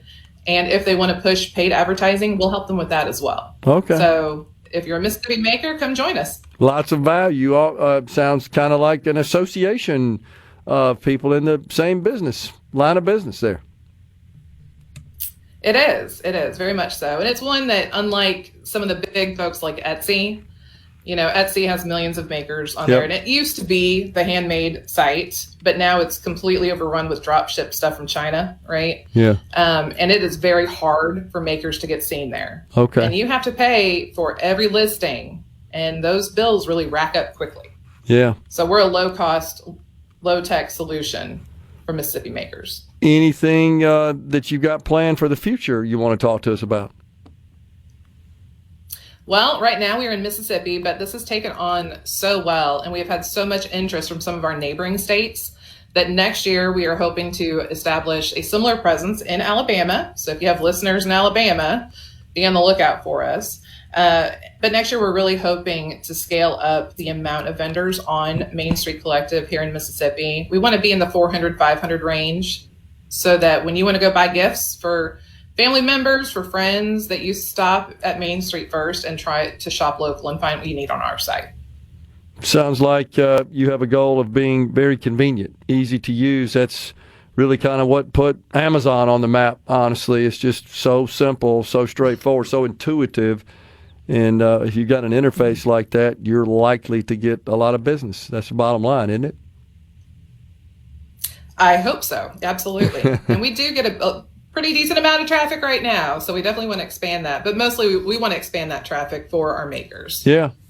Well, and it's just good for the overall economy for the state of Mississippi. I didn't realize there were so many involved in that industry, but that's good to know. Yeah, and it's a very overlooked industry, right? People go to vendor markets on weekends, and they often think that it's not as fancy or high-end, but we really have a lot of skilled artisans. Yeah. No doubt. Mississippi's blessed in that regard. Lindsay, we appreciate you coming on and talking to us about the Main Street Collective. Lindsay Fredman, founder, owner of the Main Street Collective, has been our guest. Appreciate it. Thank you for having me. You bet. We're stepping aside for a break. We're coming right back in the Element Wealth studio.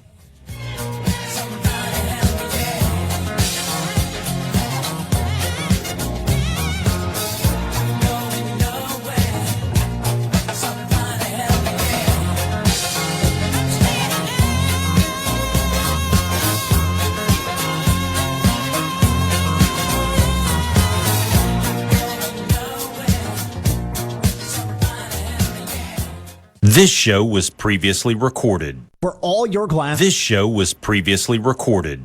Okay, is everybody ready? I'm ready. Ready here. Middays with Gerard Gibert on SuperTalk Mississippi.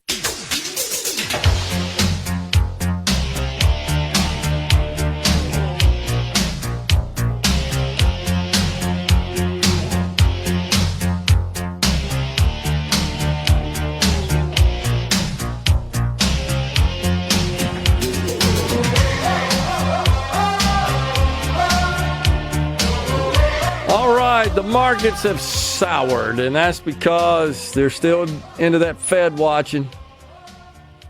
They're not getting a good feeling, our investors, that the Fed is going to cut the benchmark interest rate in December.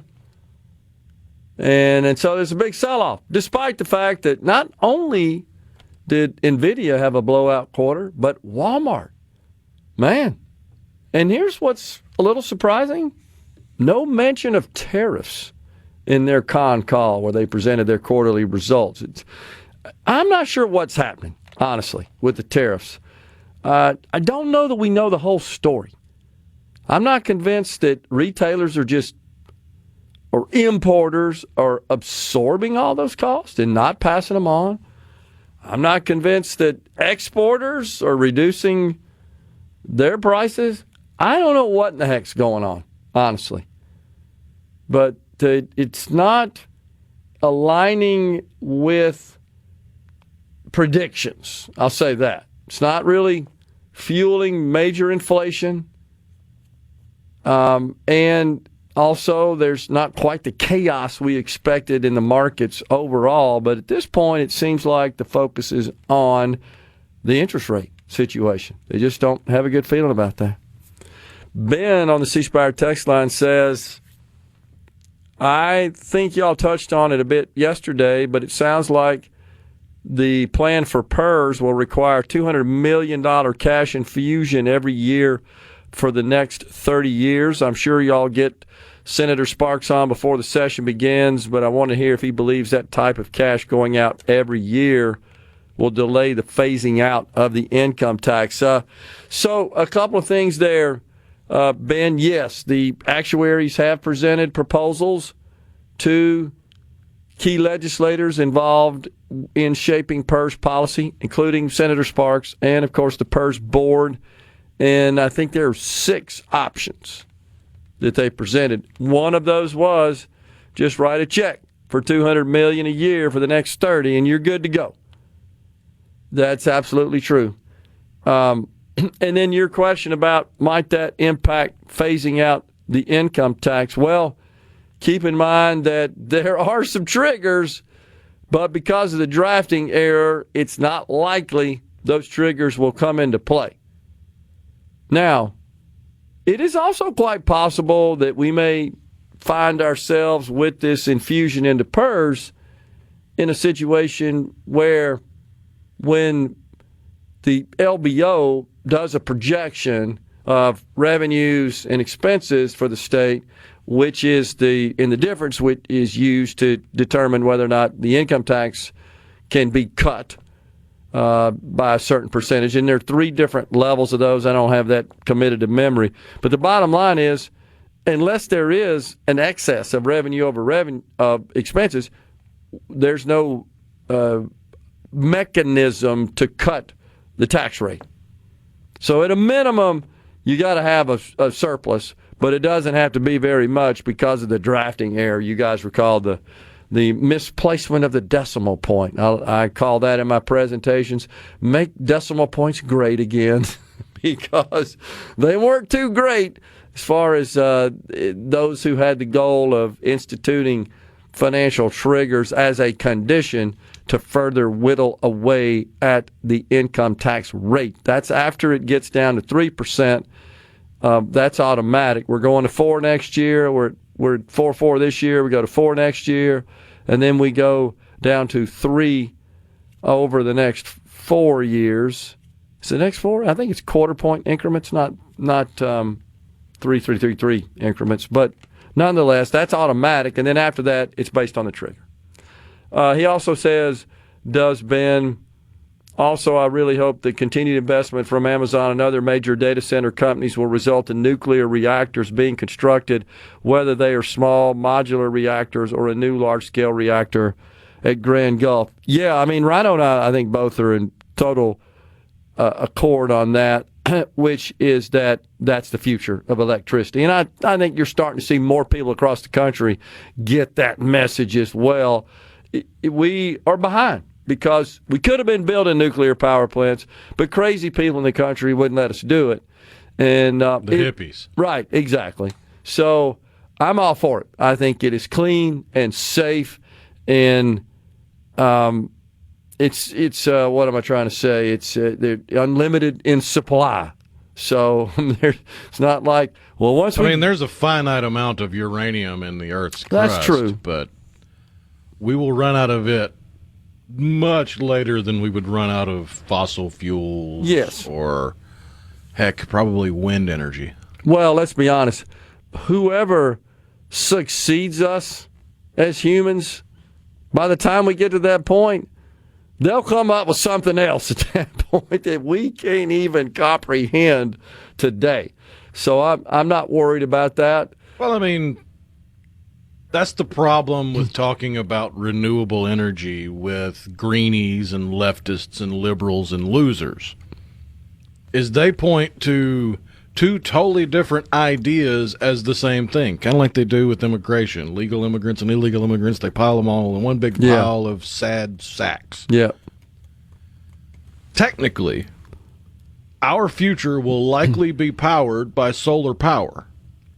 It will not be powered by fields and mountains covered with solar panels. Agree. There's a ton of energy being pumped out of the plasma engine that is the sun. Yep. If we can harness that, which one of the more sci-fi ways to get people to understand that would be a Dyson sphere, where you put panels around the sun itself to collect the energy. That is the extreme long-term end goal of energy production for humanity, is to harness the giant ball of plasma energy out in space. Until we get there, nuclear is our best option. And of course, that, as you know, requires something I talked about yesterday, human innovation to figure out a way to harvest that virtually infinite supply of energy from our sun. No doubt about it. And, you know, I don't think it's out of the range of crazy to think that that's God's plan. Use these fossil fuels, which I gave you underneath the earth, until you get to the point where you're so dang smart, you can figure out how to get this sun I gave you. Seriously, that's a plausible theory. And in the meantime, by the way, this human innovation that's developed a way to split atoms to produce power. But I'm with you, Ben. I mean, you don't have to get technical on. You can really make it pretty simple and actually kind of dumb sounding. We have these rocks. We'll call them magic rocks. You put them in water, the water boils, you take that steam, and people can figure out a steam engine. That's right. Because they've seen the steam locomotive. But one of those magic rocks blew up half a world away a generation ago, and all the hippies got real scared. So we had to stop using the magic rocks. That's exactly right. Now imagine where we would be as a species if Caveman 1 decided fire is too dangerous because Caveman 2 burned down his hut. And that's always, as we've talked about, the response from the folks that lean left is, you just got to do without. We can't solve that problem. We can't fix it. Nope, immediately do without. It's insane. It's like built into their DNA is this do without. You just got to sacrifice to do it. No, you don't. If we're going to use human ingenuity to figure out a way to address this problem, this is too valuable. There's too much to be derived from, in that case, nuclear power. So I think you're going to see it, Ben, but there's no rush to do it right now because we have this abundance of natural gas, and the electricity producers have developed a way to power gas turbines with natural gas and produce enough electricity to meet our needs. But I'm with you in that. I do think the next phase is nuclear. I do think you're going to see some construction of nuclear power plants, including the use of small modular reactors. And I happen to believe that we'll ultimately approach a point where there'll be a lot of addresses and consumers of electricity that won't even connect to the typical grid. They'll be self-sufficient and produce their own power. I don't know what all that will look like. I know there's a lot of technology being developed to do just that right now, from roofing materials to masonry to windows and ceiling tile, all kinds of crazy ways, harnessing the friction of elevators going up and down. I mean, it's just because, again, God gave us these brains and people are able to use them to design these novel technologies that solve human problems. It's what he expects of us, I believe. And the overall quality of life continues to improve. By the way, Elon Musk says he predicts that work will be optional in the coming decades.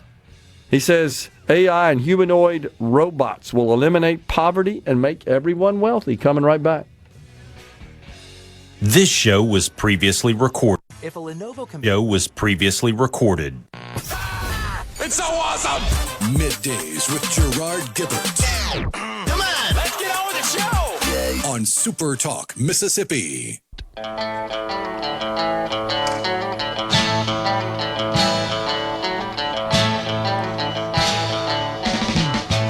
Local rock group down the street is trying hard to learn their song. Welcome back, everyone. It's Middays.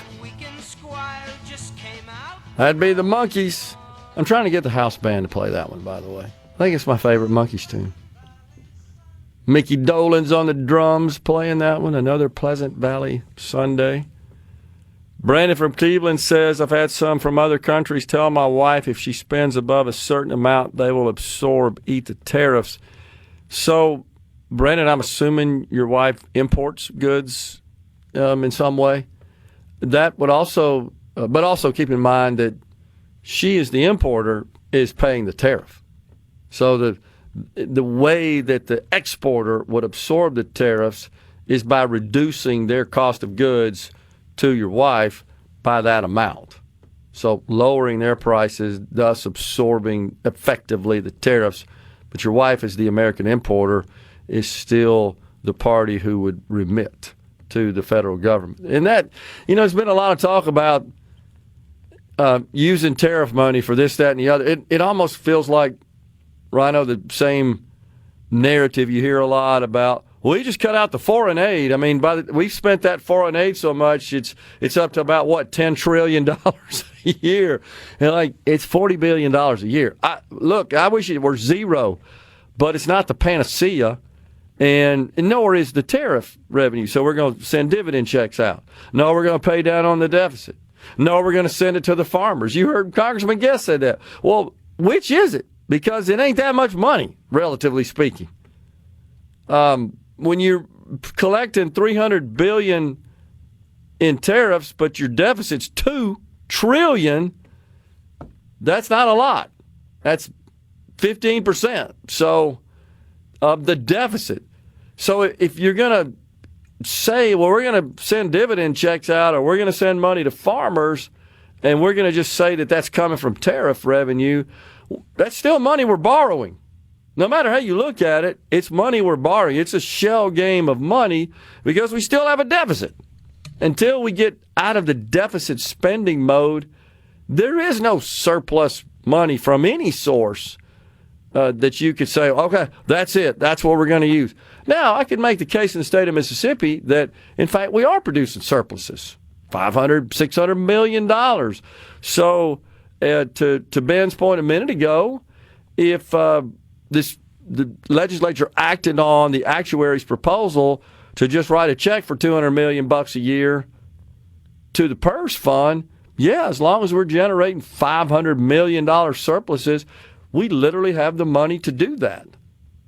But once we reach a point where we're not producing those surpluses, that's when you got to get back in the room and figure it out, because it ain't going to happen. So my personal preference would be to just let the tariff revenue, however long that's going to continue, because we have seen some pullback on that the president announced late last week on a lot of food products in particular that this country imports.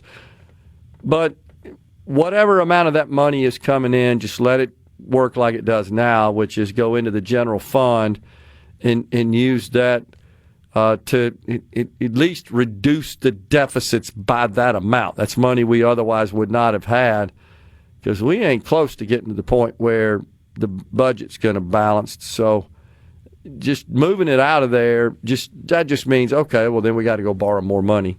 So we're not really achieving anything.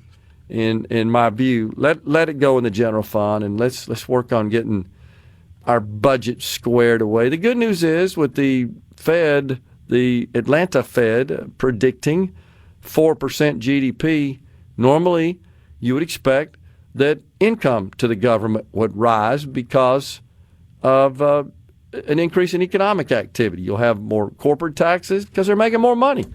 You'll have more people working. You've got real wages going up. That means that That's more income taxes that would be remitted to the federal government, to the Treasury. So that's the way you address that issue. Let's see here.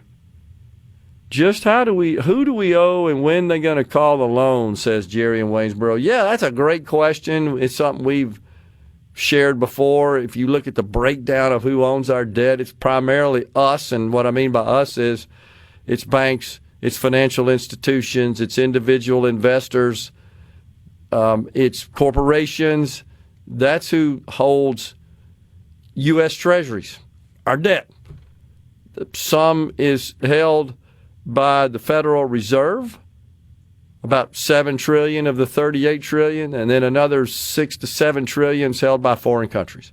But the vast majority of the rest of it is held by just folks out there, the public, if you will, is what it's called, debt held by the public. And by the way, foreign countries are considered the public in that respect. The distinction is between government, the Fed, and the public. And in this case, the public is, like I said, institutional investors, individuals, retirement funds such as PERS, banks, etc. And the government keeps paying them interest and redeeming the principal. And as long as that happens, then folks are going to continue to buy U.S. debt. Does it require borrowing money to pay the debt? Crazy enough, yes, it does. That's the cycle that we are certainly in, which is a problem. Mo says eventually we will be able to power collectors close to the sun, and they will beam the power back to Earth for use. I think that's kind of what you were talking about, wasn't it, Rhino? So, yes, but I completely agree with you. What we're accustomed to today are these rooftops and fields out there with a bunch of small 3x3, whatever the size is, solar panels installed. Yeah, that's current day, but that's not the future of harvesting sun. I mean, solar panels are a little bit more advanced than I just went blank on the name for it, but the bimetallic strip that tells your toaster when your toast is done. Yeah. But it's essentially the reverse engineering of that. It's a little more complicated, and they're a little bit more efficient than your average toaster. Yeah. But that's the level we're at with solar-generated power. That's nowhere near enough to power a civilization. You got to get much closer to the sun and be able to collect and hold much more power than we do currently before solar-generated power takes over any meaningful percentage of the amount of power needed for human beings. Yeah. But again, though, wouldn't you agree that the future is not fields full of solar panels? No. As far as use, it's very inefficient relative to the power I say no. I mean, there are loser leftists and worthless liberals out there that would love to see the environment, the same one they cry over whenever, oh, my goodness, you can't build here because the little muskrats aren't going to have any place to live. Those same people would love to see every field on the planet covered with solar panels just so they could feel like they were being a good person. And every coastline replete with windmills, right? The president has pointed that out. What a dumb thing that is. I agree. On the C-Spire text line, how does the government owe the Fed? Well, because the Fed does have a balance sheet and it does have buying power, and it buys U.S. Treasuries. It currently owns about $4.5 trillion of U.S. debt. That was as of early 2025.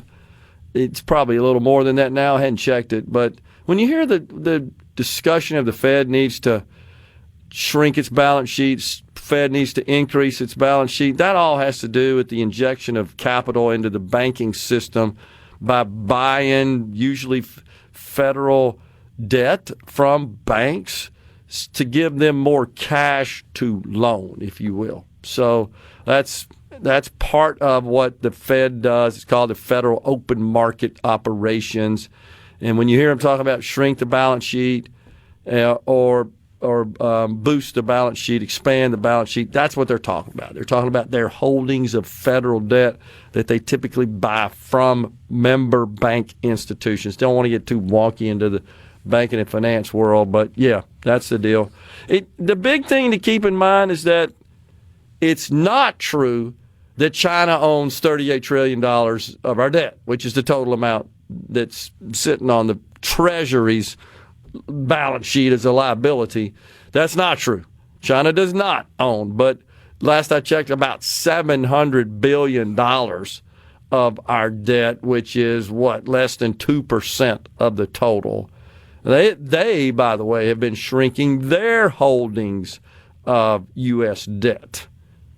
And so that's not, and you know what really bothers me, Rhino, and I know I've talked about this, is that there are members of the U.S. House and Senate that will go on the floor and talk about, we're going to have to go borrow more from China. No, we don't. China's not buying our debt. So you're wrong about that. Senator Rand Paul, remember how often he said that? Why can't they get that right? Shouldn't they know that sort of stuff before they say that in front of the world? He's too busy decorating that cart with stickers and stuff that he spent your tax dollars on, so he can whinge and moan on the floor about spending too much of your tax dollars. I guess that it's hard for me to really get behind him, and I know that he is a serious player when it comes to reining in spending and getting control. No, he's not. He just found his niche. Well, you could be right about that. It's still all about attention. Giving him the benefit of the doubt. But you should have command of those facts before Which is proof he's not serious. Okay. Before you stand before the U.S. Senate and bloviate those details. And you're wrong. Coming right back. This show was previously recorded. Vans Outdoors Show was previously recorded.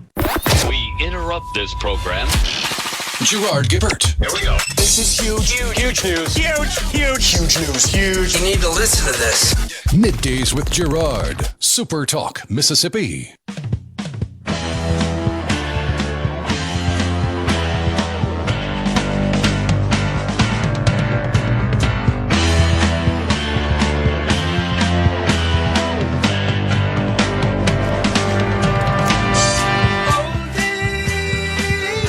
That, of course, is the great band Chicago, and they're coming to the Brandon Amphitheater next year, May 1st. You don't want to miss it. Rhino's going to give you some tickets. Yeah, tickets are already on sale now at the Brandon Amphitheater box office, or you can go to Ticketmaster.com to pick some up. But we're giving you a chance to win a pair of tickets for free to see Chicago in Brandon on May 1st. Be the 15th person to text in on the C Spire text line. That's 601-879-4395. Be the 15th person to text in the words "Color My World" to the C Spire text line, and you'll win a pair of tickets to see Chicago at the Brandon Amphitheater on May the 1st. Color My World, a great Chicago hit. I believe, if I'm not mistaken, Terry Kath, was he the lead singer? He, of course, was the lead guitarist that died tragically in a shooting accident. It was written by James Pankow. He is, of course, one of the founding members. I think pretty sure he was one of the wind instrument players. But yeah, great tune. It was one of those tunes back in the 70s where you played that for your girlfriend, sort of deal. All right, one story I got to get out there. I'm going to answer the question about the Social Security Trust Fund, so-called trust fund, in a minute.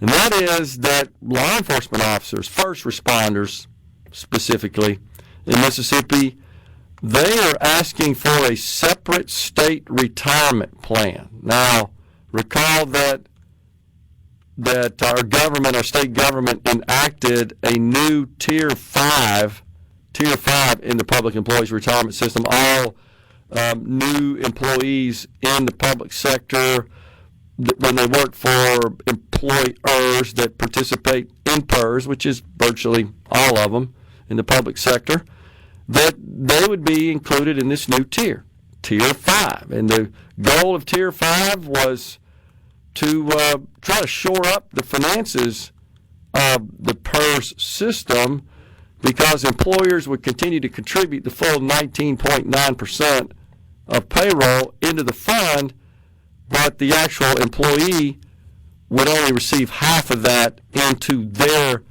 PERS defined benefit fund. They would contribute half to that fund themselves, half to a defined contribution plan. The employer could optionally contribute to the defined contribution plan. So it's what's called a hybrid. But it had some other provisions that have gotten the attention of first responders. The key one, really, there's two, but the key one is retirement eligibility would increase from 30 to 35 years at any age, or at age 62 with 8 years. And so there's concerns about working 35 years. And then there's no cost of living adjustment in the new Tier 5. So law enforcement, first responders in Mississippi are requesting the legislature to allow them to create a whole new retirement system just for them. I think there's about 9,000, as I recall when I looked that up, total. That includes, by the way, the Highway Patrol, which currently do have their own separate retirement system. The risk here is that, okay, that's fewer people joining PERS, which is what's necessary to join and be in this Tier 5 to address the current financial condition. And then the other concern I have, and no disrespect to the first responders, I agree that 35 years is a problem and that needs to be addressed. But the other concern I have is that what other groups are going to show up and say, hey, we don't like that Tier 5, we want our own plan. In which case you can count on the whole PERS program going kaput unless the legislature invests even more money than the actuaries are proposing. So this is going to be a very controversial matter that I think is going to get a lot of attention in the coming legislative session. Looks like Rhino is determined that we have a winner at this point. Yep. And then the question we had earlier about the IOU and the lockbox, yeah, that was something that Al Gore had proposed, I want to say back in 1999. And this is a myth that the Congress has robbed the Social Security Trust Fund. By law, the Social Security program must invest its surpluses when it takes in more money from workers than it pays out to retirees or those receiving disability benefits. When it has an excess, a surplus, which it has for many, many, many years until the last couple, then it buys treasuries, but they're special issue bonds. The Treasury issues those and pays interest and also redeems the principal. There are different maturities of it, just like standard Treasury bills. But every single bond has been paid back in full. It's not sitting in an IOU. There is some $2 trillion on the balance sheet of the Fed as a receivable. I should say the Treasury as a receivable. But those are getting paid. The bills get paid. Nobody's robbed it. It does give more cash for the government to spend, but since when do they care about that when they run up $2 trillion deficits? They don't, is the answer. So not really a solution to the overall financial problem. Out of here today, back tomorrow. Stay safe and God bless everyone. This show was previously recorded. A SuperTalk Mississippi Media production.